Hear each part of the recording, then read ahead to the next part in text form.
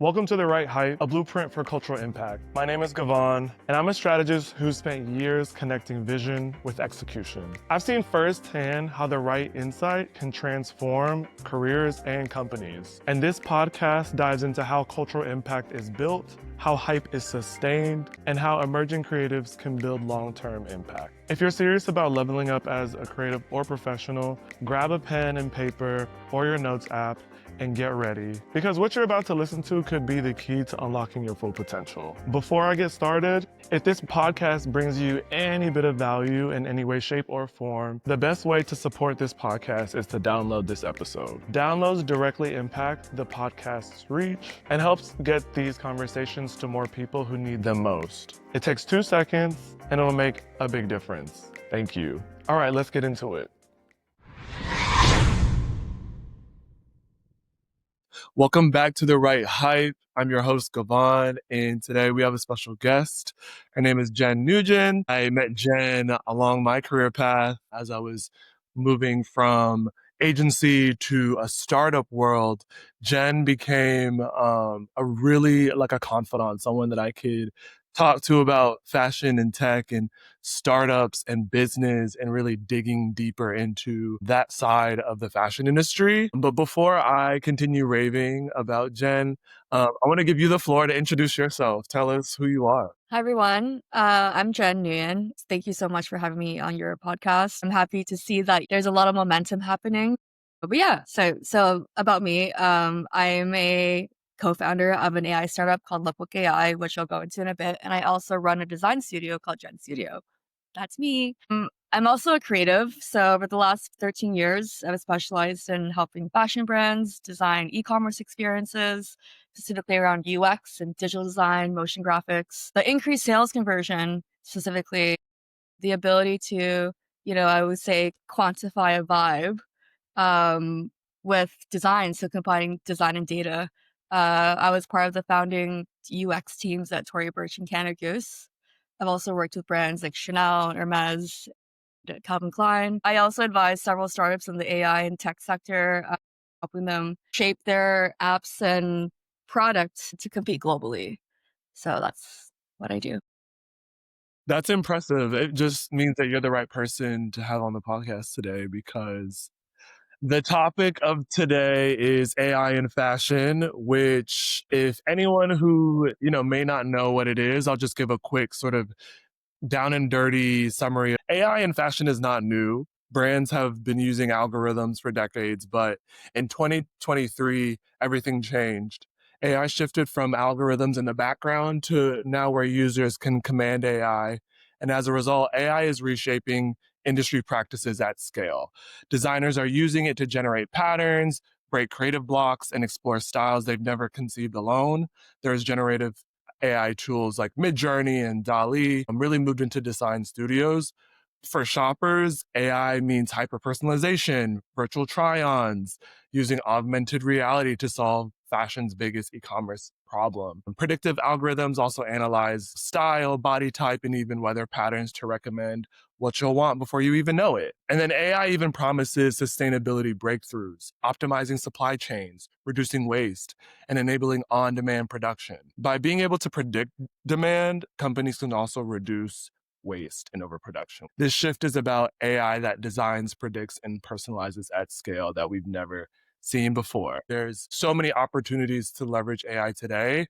Jenn, how are you leveraging AI? What are you doing in the AI space? Yeah. So outside of advising startups in the AI space, I also co-founded a startup recently called Lookbook AI. It's in the Gen AI space, so generative AI, the ability to generate images through text and more. We build creative tools that help enterprise fashion brands generate high quality imagery at scale, at quality and taste. What's really exciting is that unlike many other tools in the market, this specific tool has been founded by fashion insiders, and we're designing it for fashion insiders. So we've been in your position before, and we're here to build tools to help you, to help enable the creativity and generate, like assets at scale. So that's what we're doing. My co-founders and I have worked at really exciting brands like Net-a-Porter, Harrods, Sephora, Condé Nast and building AI products for Google and IBM. So we're using our really deep experience in fashion, creative, and AI to build tools for the fashion industry. The goal here is to create editorial style photography that you could see in a Vogue spread, right? Indistinguishable from AI. Again, like AI is just a tool, but it really will help accelerate that process of being able to create vision at scale, at speed, and at quality. So that's what we're trying to solve here at Lookbook. I like how you identified the gap because I think a lot of times technology gets a bad rap for creating more problems versus solving them. So it's really Mhm. important that like you've gotten ahead, you've done your homework, you're figuring out there's a problem. And I would also agree that a lot of AI for fashion purposes aren't created by fashion enthusiasts, experts, lovers. Like it's sort of coming from a foreign industry to this like very exciting, what you said, taste driven, a lot of creativity. And it's just important that we don't lose those aspects. So there was another thing that you said that was really insightful, which was AI to me, sometimes when I see AI images, they look AI. Like I can Mhm. tell that it's AI, and I think that's a product of just it not being real. But you mentioned Lookbook AI really bringing through more sort of like realistic and believable and emotional imagery. You're right. So right now, when you're looking at, some of the images you're outputting on some of the more common language models, they look plastic. They look, there's no emotion behind it. Uh, and I think what's exciting about this process for me building out the software is that, when you're on set, you have that relationship, the stylist and the photographer. You're working together to build the story behind the clothes. There's a way where the fabrics drape off your shoulder, the way that the fabric flows, the fit, the cut. These are things that the fashion and the AI space has not addressed yet. Again, like our goal here is to generate images that you can see spread of Vogue. As AI evolves, you can see that there is some more level of like high fidelity realism behind people's facial features, how just the settings look, how the clothes, fit. But there are still areas of opportunity. So the strategy behind our product is solving real issues of the fashion industry, but also leveraging the power of AI and what it could transform into. I would say right now with AI and photography, there's a lack of emotion. And when you go on set, right, the relationship between the stylist and the photographer is to craft those stories, right? To tell the story of the fabric and how it falls off your shoulder, how it drapes. That's something that I think that AI hasn't been able to address yet. So that's an interesting topic we're trying to solve. The other thing I would say is creative control. There's a lot of unpredictability right now with AI. If you prompt something, you have this vision and you prompt something, it doesn't come out the way that you expect it to be. And I would say, like, as a fashion creative, I have a vision and I'm very specific on how I want it to be with prompting or even uploading a reference image. I think that AI is really cool to help with inspiration, help with putting together a imaginary campaign for you. But at the moment, if I wanted a campaign that like want to output exactly what I'm looking for, it's a balance of like going back and generating a mid journey, going back into Photoshop, like going into Figma and like adjusting the text and like all these different tools. So we're looking at, how the traditional workflow is like in fashion and how AI can transform that and make your life a lot easier. I think that there's something that I want to continue to repeat throughout the call because I know that there's a lot of conversations in the fashion industry around job replacement and creative IP is that AI is here to be your intern, not a replacement. I agree with that 100%. AI rarely produces answers off the bat that are like good. And this is just for I don't even use like creative direction. Like I'm not talking about images, I'm just talking about text. Like Yeah. there's still so many leaps to be made from that first inquiry to that maybe that sometimes it takes a while to get there. And I know with creative, that could probably 10 times the effort, right? Mhm. to get to something that feels star worthy, something that you want to put up. And I think that's really cool that you're tackling that specific sort of like creative process and finding ways that AI can make it easier and make it probably even more fun, hopefully. But you mentioned just like things that are impacting AI and fashion. What are some of the forces that are impacting this space? You know, quality, taste, and creative control. Again, the images are really plastic, even though there's a lot of innovation happening, outputting exactly the vision that you're looking for because AI is unpredictable. And Lookbook, we're trying to change that, right? The ability to control the creative narrative in a photo with elevated quality and taste. And the second thing I would say is job transformation. When I first heard about AI, I was freaking out, like, because I'm a digital designer, UX designer. And I was like, oh my God, like AI is going to replace my job. I'm going to be jobless. But then as I was starting to play around the tools, it made me realize that it could actually help me unlock more opportunities. So, for example, when I'm designing an app, right, I have to go through like millions and millions and search Pinterest and all these image tools to find the exact image that I'm looking for. Versus with I can just feed in a couple images or just type out a prompt, and it'll help me generate an image that I can drop into my mobile app to convey my ideas better, to show stakeholders or users that this is my vision. So it's unlocking opportunities for, the audience to see my vision and what I'm trying to create as the end product. And the last thing I would say is data privacy and ownership. Whose images are you using? Whose bodies or in terms of models, fashion models, are you training on these language models? So yeah, I would say like those three topics are really at play with AI fashion. One thing that you just sparked for me is AI models. My introduction to virtual models or virtual influencers was Michaela. Little Michaela, yeah. Lil Michaela has been huge for quite some time. I mean, she's been around, or it, they, I don't know the pronouns. I was studying at Parsons on virtual influencers and how brands can use them in social media marketing. And it was just fascinating to look at the Calvin Klein ad that Lil Michaela had with Bella Hadid. I found this black virtual influencer who was created by a white man. So there was like a lot of conversation around representation and who profits from these identities. So it's just an interesting space. I'm curious, what are your thoughts on modeling and AI? So in the world of AI, we call AI generated models synthetics. So Mm, they're not actual real people. Maybe they do exist somewhere in the world, but when they're generated, our assumption is that they don't exist. But at Lookbook, what we're trying to do is we're trying to work with actual people, like actual models, and it ties back to that creative direction, right? Like that high end look. There's a reason why we use real fashion models because of their look, their brand, how they portray themselves out there, what they stand for.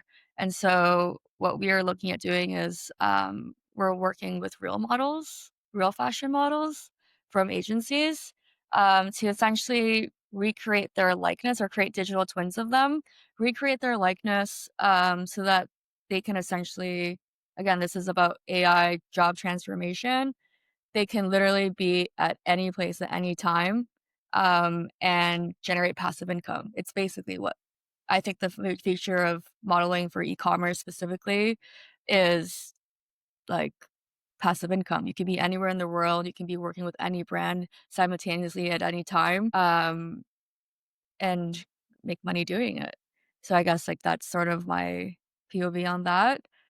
And, it's been really fun. We've been able to work with a lot of modeling agencies to help execute that.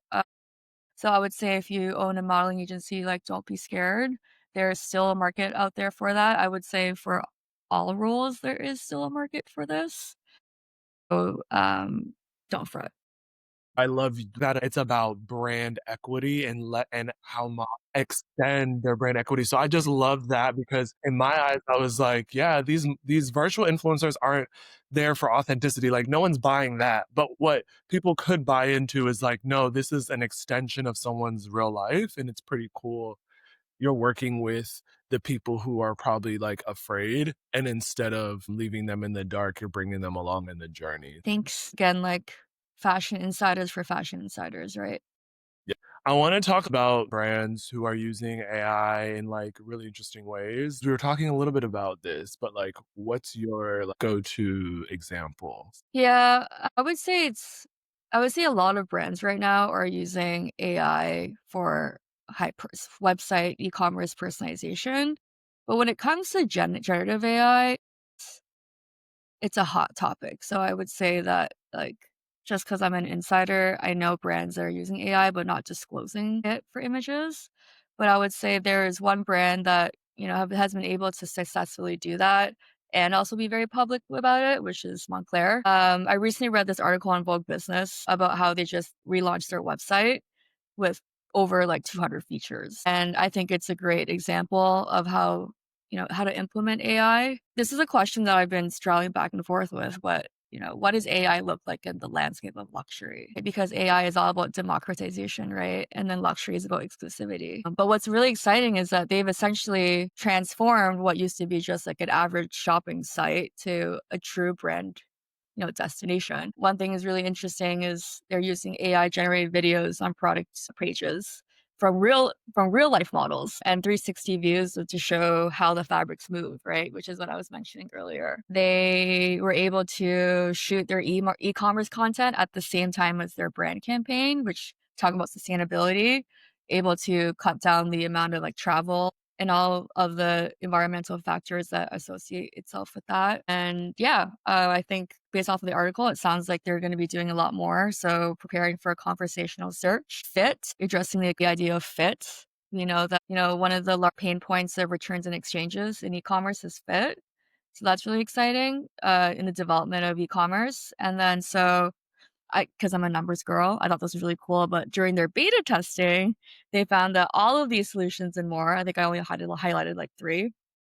There was a 49% increase in engagement time on mobile, 22% increase in pages viewed per session, and a decrease of 6% in the bounce rate, which is really good. Yeah. So it really shows that like AI driven storytelling isn't just beautiful, it converts. Another brand that came to mind when preparing for this was Hanifa back in like 2019 when she had a virtual fashion show, but there was like no runway, no bodies. It was just like invisible curvy silhouettes. It was so beautiful and so like tasteful. And I don't know if you've seen this, but like Skechers has a bunch of AI generated advertisements. There's like posted them all over New York. I don't know if they're anywhere else, but they're pretty bad. Like they're very like cartoonish, which is like very funny to look at, but it just goes to show that like there are so many people out here using AI, and as a brand, you should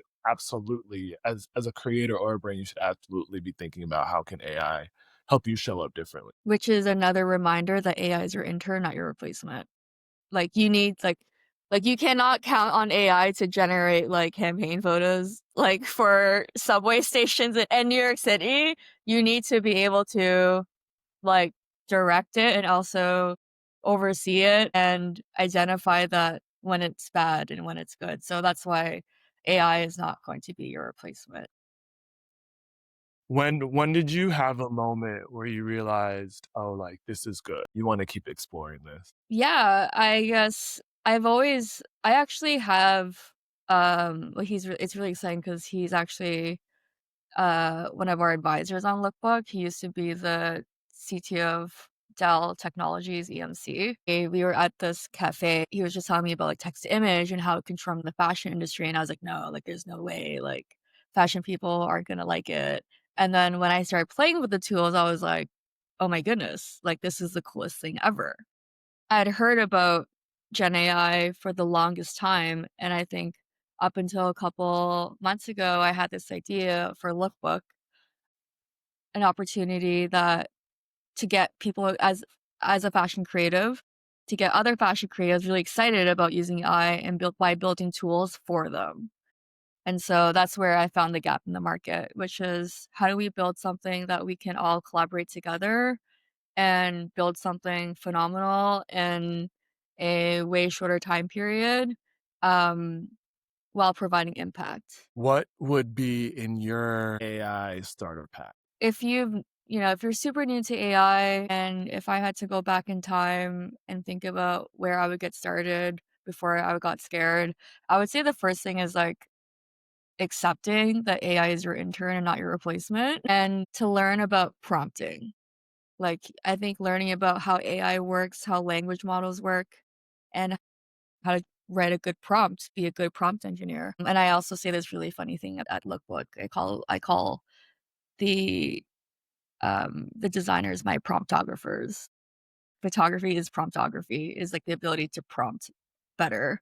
There are a lot of courses on Coursera that can help you be a better promptographer. So I would check out those, and then I would also just get your feet wet with some of the popular tools like Midjourney, the new Nano Banana from Google, and I love Runway.